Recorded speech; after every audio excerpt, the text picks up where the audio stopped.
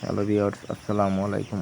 আজ আমাদের বাচ্চার প্রথম রাত, আর প্রথম রাতে আমরা কিভাবে সঠিক তাপমাত্রা দিই সেটা আজকে আপনাদের দেখাবো। এখন বাজে রাত 12টা। আপনাদের উদ্দেশ্যে ভিডিও করা, এই জন্য আপনাদের দেখানো হচ্ছে।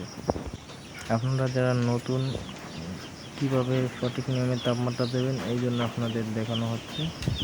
আপনারা এই যে পরিবেশ আছে, এখন মোটামুটি সঠিক তাপমাত্রা আছে। আর সঠিক তাপমাত্রা আপনারা কীভাবে বুঝবেন? এই জন্য আপনারা বাচ্চা ছড়াই ছিটে আছে কিনা, এইরকম পরিস্থিতি আছে কিনা, এই জন্য এইভাবে দেখবেন। যদি এক পাশে যায় বা তলে আসে তাহলে ভাববেন কি তাপমাত্রা আরও লাগবে। যদি পাশে চলে যায় বলবেন কি তাপমাত্রা একটু বেশি হয়েছে। এটাও যদি না আপনারা তাহলে একটা কাজ করবেন, আপনারা একটা থার্মোমিটার কিনে নেবেন। যে কোনো ভেটেরিনারি দোকানে আপনারা পেয়ে থাকবেন। আপনারা ওই থার্মোমিটারে 30 থেকে 31 সেলসিয়াস তাপমাত্রায় রাখার চেষ্টা করবেন।